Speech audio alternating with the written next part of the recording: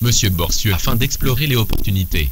Toujours en avril, rencontre avec le maire de Montmédy afin de découvrir les opportunités. Couverture média avec RCI 3 Business Info 07 85 13 24 59. Le direct avec RCI TV Info également en radio, toujours pour vous informer. Le direct avec RCI TV Info également en radio, toujours pour vous informer.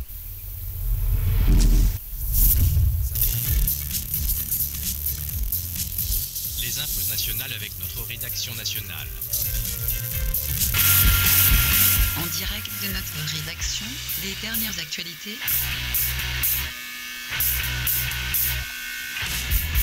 Du nouveau dans l'enquête des attentats de l'aéroport et du métro à Bruxelles qui ont fait 31 morts et presque 300 blessés. 3 kamikazes ont été identifiés qui étaient sans doute aussi liés à l'enquête sur les attentats de Paris. Les frères belges Ibrahim et Khalid El Bakraoui, ils se sont fait exploser à 1 heure d'intervalle. Le premier à l'aéroport international de Bruxelles, le second à la station de métro de Malbeek.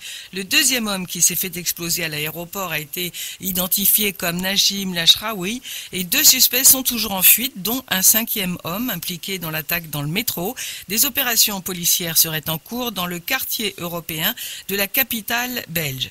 Et puis Salah Abdeslam, le suspect numéro 1 des attentats de Paris, arrêté la semaine dernière à Bruxelles, veut rentrer en France le plus vite possible. C'est ce qu'a déclaré son avocat, Sven Marie, à la sortie d'une audience devant une juridiction d'instruction belge. Son avocat. Je pense que c'est vraiment une question de semaine et il passera le 31 mars en audience pour exécuter le mandat d'arrêt européen.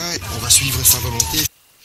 Toujours à Bruxelles, une réunion extraordinaire des ministres de l'Intérieur et de la Justice des pays de l'Union européenne est convoquée cet après-midi pour tenter d'apporter une réponse européenne après ces attentats. Sur le terrain, l'armée syrienne accentue son offensive pour reprendre Palmyre au groupe État islamique. L'organisation djihadiste a ordonné aux quelques 15 000 civils qui sont encore présents dans la ville de la quitter. Le secrétaire d'État américain John Kerry rencontre lui à Moscou son homologue Sergei Lavrov, puis le président russe Vladimir Poutine, et ceci pour tenter de faire avancer les pourparlers de paix sur la Syrie qui se terminent à Genève. Enfin, en Irak, les forces armées ont annoncé avoir lancé l'opération pour la reprise de la province autour de Mossoul aux mains du groupe État islamique depuis juin 2014. Plus de 20 ans après le massacre de Srebrenica et le sanglant siège de Sarajevo, les juges du tribunal pénal international pour l'ex-Yougoslavie à La Haye doivent rendre leur verdict dans la journée contre l'ancien chef politique des Serbes de Bosnie, Radovan Karadzic, le procureur du TPI Serge Bramertz. Nous connaissons tous cette expression, justice retardée, justice non rendue. Mais dans le cas qui nous occupe, il n'est jamais trop tard et nous allons rendre justice aux victimes. Radovan Karadzic est inculpé de 11 chefs d'accusation, notamment de génocide, crimes contre l'humanité et crimes de guerre pour son rôle dans cette guerre qui a fait 100 000 morts.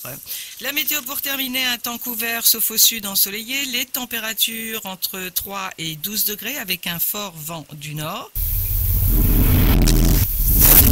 L'inforoute avec le club Entreprendre.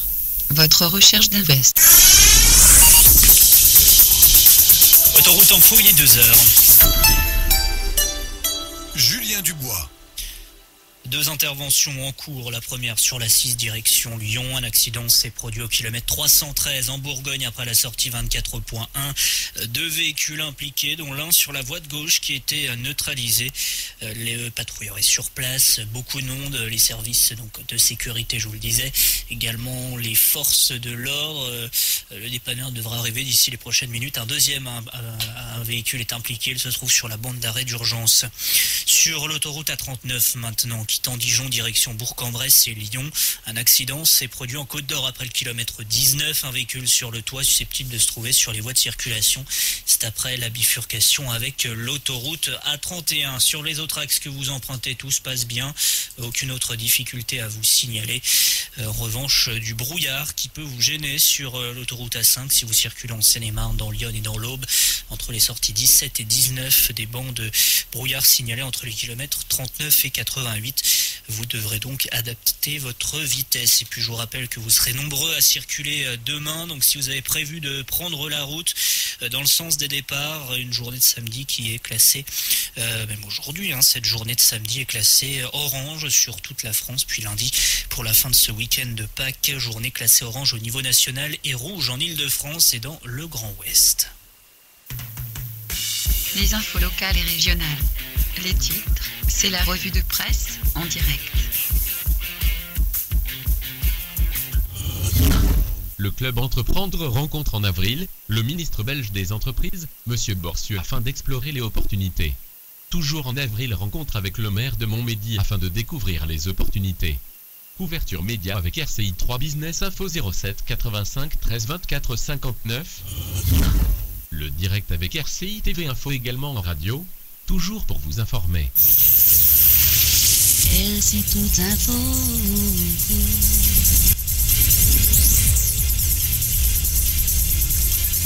Les interviews de la semaine.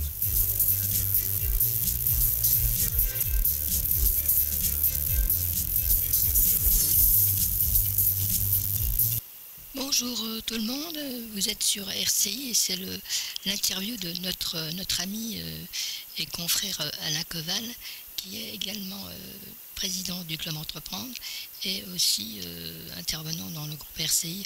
Parle-nous un peu de cet événement qui se présente au mois d'avril avec le Club Entreprendre, qui est donc les rencontres avec la terre belge du côté de Namur, Dinan et puis Charleroi, Chimay, et on va jusqu'à Libramont. Alors qu'est-ce que tu en penses de cet événement qui se profile? Est-ce que tu le sens bien?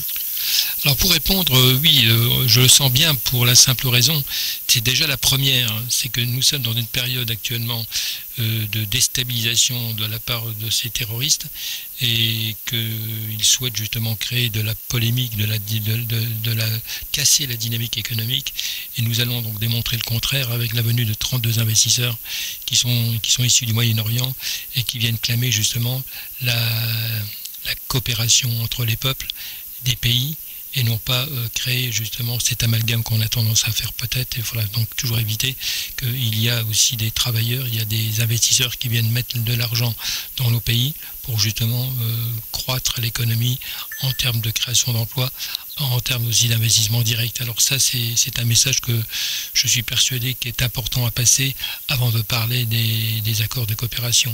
Alors les 32 investisseurs sont des hommes d'affaires qui sont déjà commerçants, chefs d'entreprise, de grands groupes, de groupes moyens et d'entreprises individuelles qui veulent se nouer des coopérations techniques, commerciales et financières.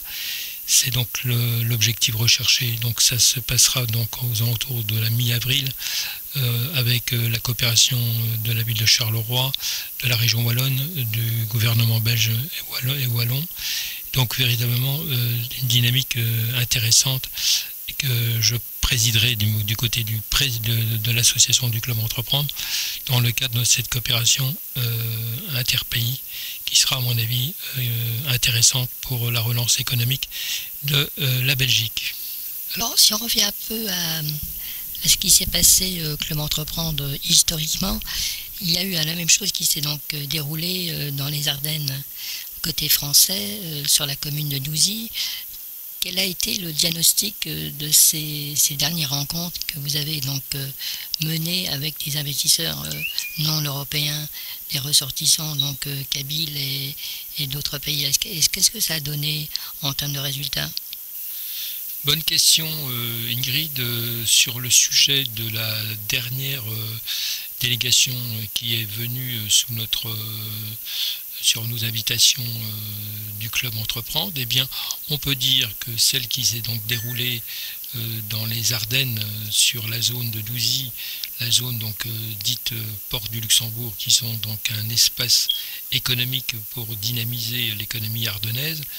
Je peux te dire que d'abord il y a des éléments qui sont incontournables, c'est d'abord se comprendre, se connaître, essayer de voir aussi les intérêts des deux côtés. C'est ce qui s'est donc passé et prochainement on va donc je pense arriver à des accords finaux positif pour quelques projets qui ont été donc initiés par notre intermédiaire. J'en dirai pas plus pour l'instant. Je laisserai le soin à M. Jean-Luc Warsmann de faire la déclaration quand les déclarations seront signées et que les accords seront conclus. Mais en tout état de cause, c'est beaucoup de travail de rapprochement avec des cultures différentes, avec des approches différentes. C'est un travail de longue haleine et ce n'est pas toujours évident. Mais en tout cas, on l'a fait. On l'a fait pendant pratiquement 8 mois de négociation et c'est pas facile, mais ça démontre bien que personne n'a la vérité, personne n'a la décision finale. C'est un accord des deux parties, c'est comme un mariage, on se marie et on passe des accords sur la base de quoi sera fait ce mariage. Voilà un peu la réponse que je peux te donner aujourd'hui. Pourquoi la Belgique, Alain, vous êtes venu à un club entreprendre français, donc spécialement les Ardennes. Pourquoi aller en Belgique? Alors il faut savoir que le club entreprendre, ce n'est pas uniquement, c'est un réseau d'associations qui a une vocation de dynamiser les rencontres, donc dont le but est d'unir une coopération technique commerciale avec d'une part soit le territoire qui est représenté par une commune ou par une intercommunalité ou par éventuellement des rencontres privées, personnalisées entre les investisseurs privés et les porteurs de projets. Il y a plusieurs variables. Ceci dit, nous sommes dans le cadre du réseau, nous avons au sein du club entreprendre d'Ardennes, nous avons aussi un réseau du club entreprendre Belgique, Luxembourg, et nous sommes également en Hollande, en Allemagne et en Suisse pour l'instant. Nous comptons à développer davantage sur les États-Unis et le Canada. Évidemment, on veut vraiment dynamiser nos relations sur le plan international et on voit bien que la demande est forte, étant donné que quand nous proposons des investisseurs qui souhaitent investir dans une région, on sent tout de suite un accord de principe qui est octroyé de facto par les autorités. Alors la dernière question, Alain, il s'avère que dans toute cette opération de travail important, il n'y a pas vous travaillez, vous roulez avec votre équipe pour l'intérêt général. Vous ne gagnez rien. Est-ce vraiment la vérité ou alors c'est pour rire? Oui, tout à fait. Nous ne gagnons pas d'argent dans toutes les opérations que nous faisons depuis 1 an. Nous avons comme recette nos adhésions qui sont passées de 230 € à 465 € parce que nous avons boosté de manière importante nos activités par des organisations comme d'importance. D'ailleurs ici sur la Belgique ça va être quelque chose de très important, ça va être une opération de pratiquement 80 à 100 personnes.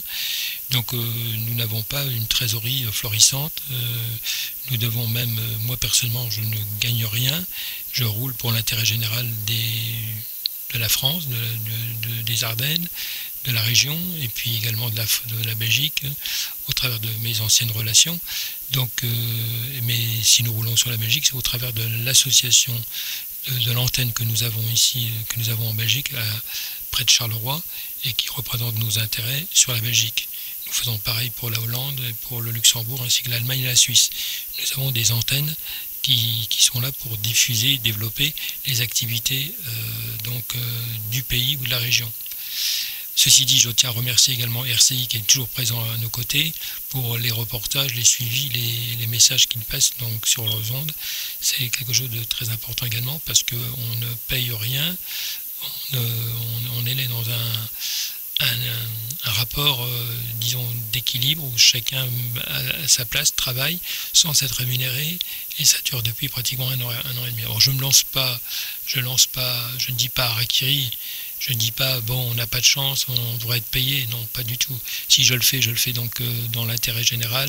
C'est le principal, c'est que ça fonctionne et que ça ramène, disons, de la valeur ajoutée à tout le monde. Bien, Alain, l'interview se termine. Merci de tout cœur et bonne chance pour les événements d'avril. De toute façon, on se retrouvera donc prochainement pour d'autres interviews que j'assumerai moi ou que vous assumerez également. Ce sera donc c'est la chronique de RCI Tout Info. Merci Alain et à plus tard et bon vent pour le club association, club entreprendre. N'hésitez pas, chers amis, si vous avez vous un projet, vous souhaitez le présenter à des investisseurs, mais pensez au club entreprendre. Merci Alain. En direct de la préfecture des Ardennes.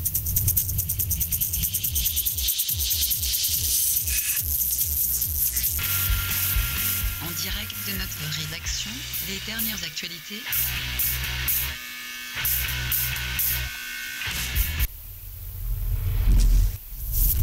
L'inforoute avec le club Entreprendre. Votre recherche d'invest. Autoroute Info, il est 2h. Julien Dubois. 2 interventions en cours. La première sur la 6 direction Lyon. Un accident s'est produit au kilomètre 313 en Bourgogne après la sortie 24.1. 2 véhicules impliqués, dont l'un sur la voie de gauche qui était neutralisé. Les patrouilleurs sont sur place, beaucoup de monde, les services donc de sécurité, je vous le disais, également les forces de l'ordre. Le dépanneur devra arriver d'ici les prochaines minutes. Un deuxième un véhicule est impliqué, il se trouve sur la bande d'arrêt d'urgence. Sur l'autoroute A39 maintenant, quittant Dijon direction Bourg-en-Bresse et Lyon, un accident s'est produit en Côte d'Or après le kilomètre 19. Un véhicule sur le toit susceptible de se trouver sur les voies de circulation. C'est après la bifurcation avec l'autoroute A31. Sur les autres axes que vous empruntez, tout se passe bien. Aucune autre difficulté à vous signaler. En revanche, du brouillard qui peut vous gêner sur l'autoroute A5 si vous circulez en Seine-et-Marne, dans Lyon et dans l'Aube. Entre les sorties 17 et 19, des bancs de brouillard signalés entre les kilomètres 39 et 88. Vous devrez donc adapter votre vitesse. Et puis je vous rappelle que vous serez nombreux à circuler demain. Donc si vous avez prévu de prendre la route dans le sens des départs, une journée de samedi qui est classée, même aujourd'hui, cette journée de samedi est classée orange sur toute la France. Puis lundi, pour la fin de ce week-end de Pâques, journée classée orange au niveau national et rouge en Île-de-France et dans le Grand Ouest. Les infos locales.